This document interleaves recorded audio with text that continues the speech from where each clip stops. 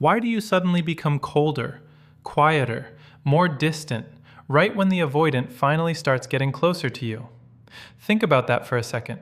You wanted their attention. You wanted their effort. You wanted them to open up. You spent nights wondering what they were feeling. You analyzed messages. You replayed conversations. You searched for signs that maybe, finally, they were letting you in. And then something changed. They became softer, more present, more available. They started reaching out more. They lowered their walls. They gave you what you thought you had been waiting for. So why did your chest suddenly feel heavy? Why did your mind become louder? Why did something inside you begin pulling back, exactly when you should have felt relieved? This is where most people misunderstand themselves. They think the problem is the avoidant. They think, I'm reacting because they confused me. I'm acting this way because they took too long. I'm protecting myself because they made me insecure. But what if something deeper is happening? What if the moment an avoidant gets too close, it activates a fear inside you that has nothing to do with them? Stay until the end of this video because you may discover something uncomfortable but powerful. You may finally understand why the connection you wanted so badly can start feeling dangerous the moment it becomes real. And once you understand this pattern, you stop fighting ghosts. You start understanding your own mind. Because human beings are strange when it comes to love. We say we want closeness, but closeness is not just warmth. Closeness is exposure. Closeness means being seen. And being seen sounds beautiful until it becomes real. Because real intimacy does not just ask for your affection, it asks for your honesty, your vulnerability, your uncertainty, your imperfect, unfiltered self. And that is where fear quietly enters the room. Not loud, not obvious, quiet, subtle, hidden behind overthinking, irritation, emotional distance, or sudden confusion. You tell yourself you just need space. You tell yourself something feels off. You tell yourself maybe the chemistry changed. But deep down, another question is trying to survive beneath the surface. What happens if I actually let this matter? Because once someone truly gets close, the stakes change. Now you can lose something real. Now rejection would hurt more. Now abandonment would cut deeper. Now disappointment would have a name, a face, a memory attached to it. And the human brain hates emotional risk, more than people realize. The brain is not always trying to make you happy. It is trying to make you safe. That is an important difference. Safe, predictable, controlled. Even if that safety comes at the cost of connection. Especially if your nervous system learned long ago that love can disappear, that affection can become inconsistency, that closeness can turn into pain without warning. Because people do not only fear losing love, sometimes they fear receiving it. Not because they do not want it, because they do not fully trust it. There is a difference. And this is why something confusing happens in relationships with avoidant people. When they are distant, you chase certainty. When they get close, you suddenly face intimacy. And intimacy can expose fears you did not know you were carrying. You may start becoming critical, detached, emotionally guarded. You may create problems where none existed. You may feel an urge to test them, challenge them, pull away before they can pull away from you. Not because you are cruel, not because you do not care, because the human mind often chooses familiar pain over unfamiliar safety. Read that again in your mind. Familiar pain can feel safer than unfamiliar peace. Why? Because uncertainty terrifies the nervous system. You know how to survive distance. You know how to survive confusion. You know how to survive emotional inconsistency. But healthy closeness, real emotional availability, that can feel foreign. And what feels foreign can feel unsafe, even when it is exactly what you asked for. This is the hidden battle nobody talks about. You can crave intimacy and fear intimacy at the same time. You can want love and resist love in the same heartbeat.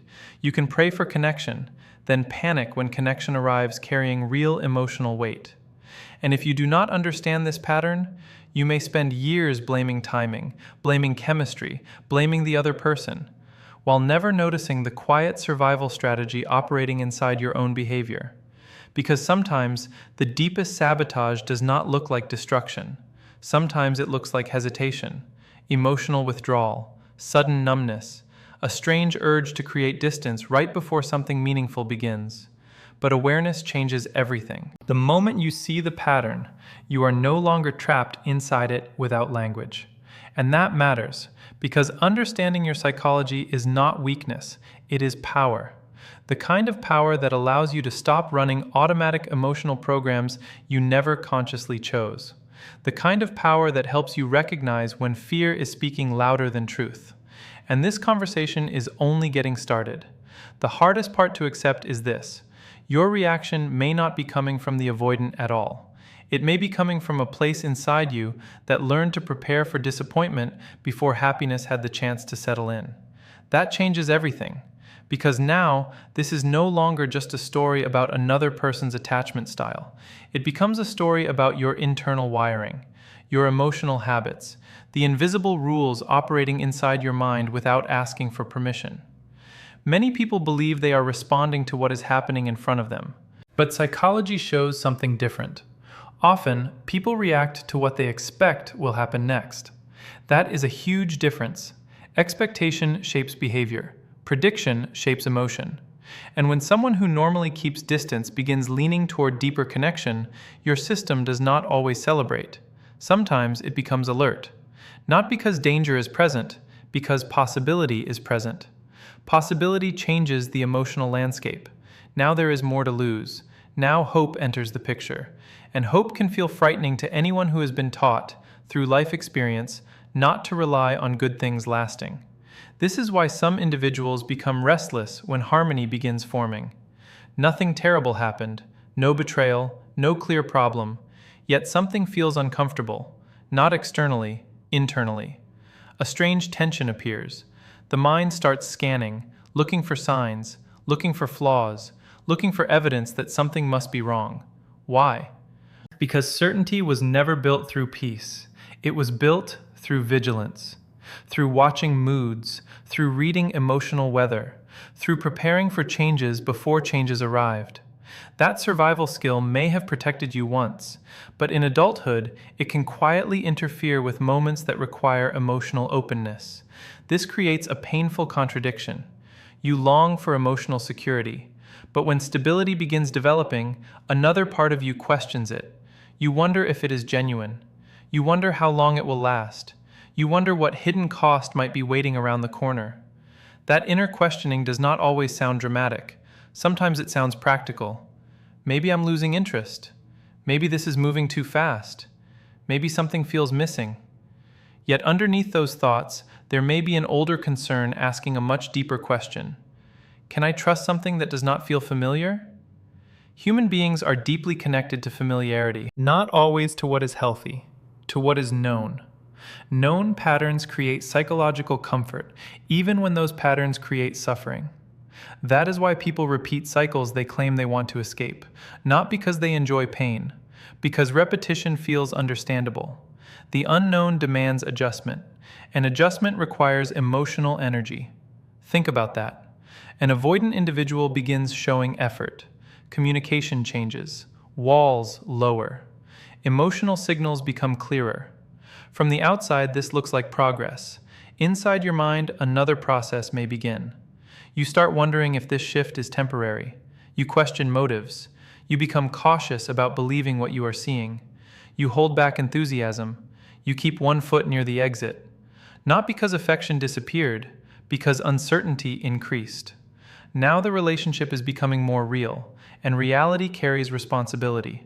Because once something meaningful forms, your choices matter more. Your honesty matters more. Your emotional availability matters more.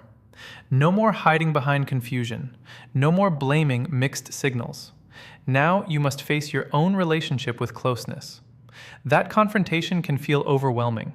Many people are prepared to pursue love. Far fewer feel prepared to receive it.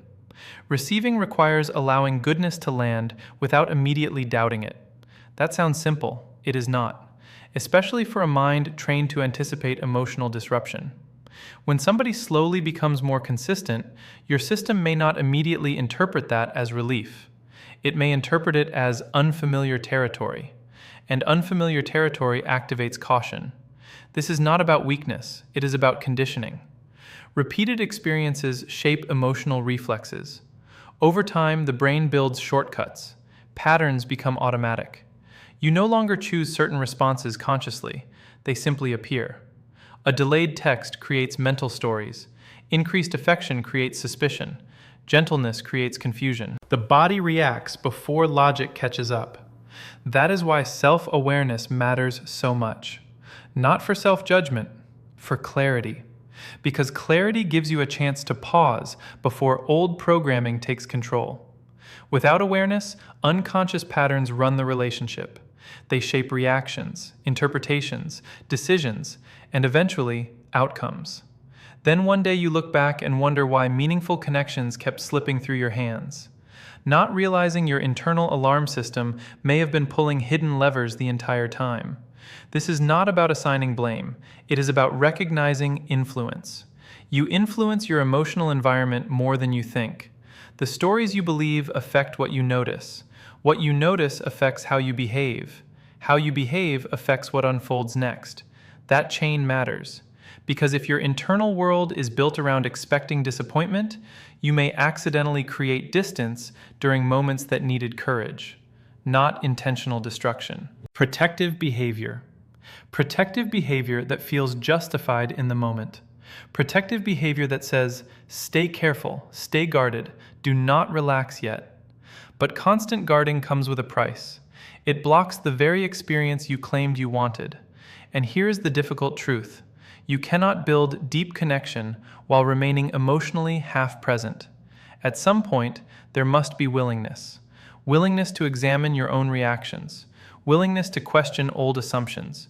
Willingness to notice when your mind treats emotional progress like a threat instead of an opportunity. Because change begins there. Not with controlling another person. Not with decoding every signal. With understanding the silent mechanisms shaping your own behavior. And once that understanding begins, the entire relationship dynamic starts looking different.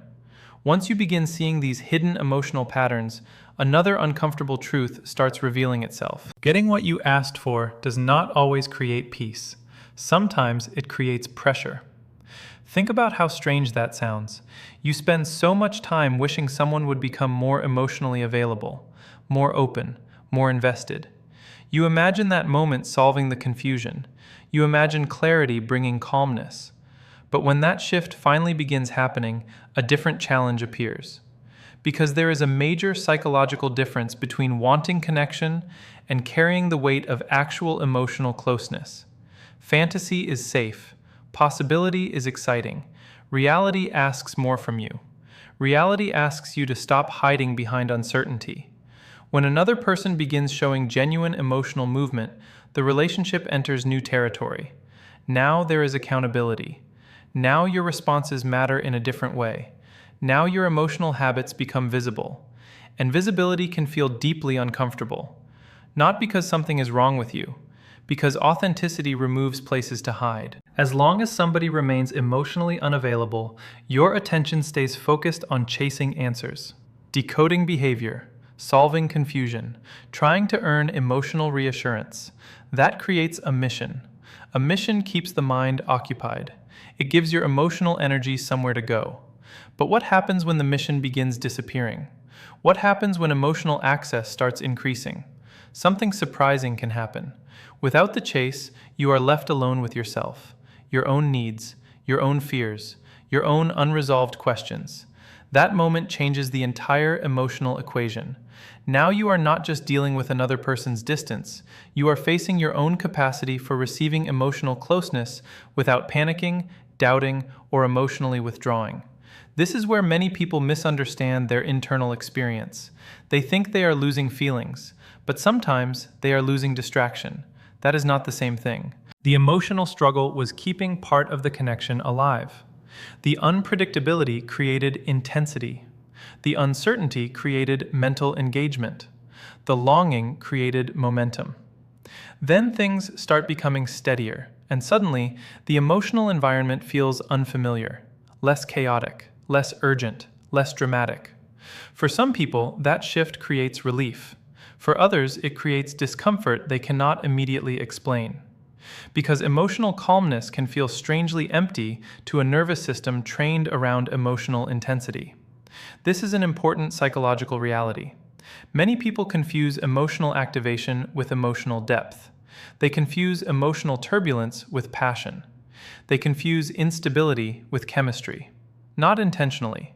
Conditioning teaches the body what to expect from closeness. Over time, emotional unpredictability can become associated with attraction, significance, or emotional importance. So when interactions become clearer, part of the mind may start questioning the experience. Why does this feel different? Why am I unsettled? Why does certainty feel unfamiliar? Those questions matter, because sometimes the discomfort is not coming from lack of connection, it is coming from lack of emotional chaos. That realization changes how you understand yourself. You begin noticing that your internal world may have learned to operate around anticipation, tension, and emotional pursuit. When those elements decrease, another challenge emerges. You must learn how to exist inside emotional steadiness without interpreting it as something missing. That is not easy work. It requires emotional maturity. It requires self-observation. It requires enough honesty to admit that part of your struggle may not be about another person becoming closer. Part of the struggle may be about your relationship with emotional safety itself. And emotional safety is more complex than people realize. Many individuals claim they want it. Few examine how uncomfortable it can feel when they are not used to it. Because emotional safety removes excuses, removes distractions, removes emotional smokescreens. Now your attention shifts inward. Now you must ask difficult questions. Can you tolerate genuine care without becoming suspicious? Can you remain emotionally engaged without creating unnecessary distance? Can you allow positive experiences to exist without immediately preparing for disappointment? These questions are not small. They reveal the architecture of your emotional world. And that architecture affects every relationship decision you make, because internal beliefs influence external behavior. If deep down you believe closeness eventually leads to emotional pain, your actions may begin defending you long before any actual problem exists. You may become harder to reach, more critical, more detached. Not because affection disappeared, because self-protection quietly took the driver's seat. And here is what makes this pattern difficult to recognize. It often feels reasonable while it is happening. Your reactions feel justified. Your concerns feel logical. Your emotional withdrawal feels necessary. That is how subconscious defenses work. They convince you they are protecting your future. But protection without awareness can quietly sabotage experiences that required patience, honesty, and emotional courage. This is why personal growth matters so deeply in relationships. Not because growth makes you perfect, because growth helps you identify when old emotional programming is shaping present behavior. Without that awareness, the same cycle can repeat with different faces, different names, different timelines. The details change, the emotional pattern stays. You keep wondering why connection becomes complicated right when things begin improving. You keep wondering why internal resistance shows up during moments that should feel reassuring. But the answer may be simpler than you think. You are not only responding to what another person is doing, you are responding to what closeness means inside your own psychological landscape. And until that landscape is understood, emotional progress can accidentally feel like emotional danger. That is the paradox many people never recognize. They search outside themselves for explanations, while hidden emotional conditioning continues influencing the story from behind the curtain. The moment you recognize that influence, something powerful begins happening. You stop reacting blindly, you begin observing, you begin understanding, and understanding creates the possibility for a different response. Understanding your internal reactions is only the beginning, because after awareness comes a more difficult realization.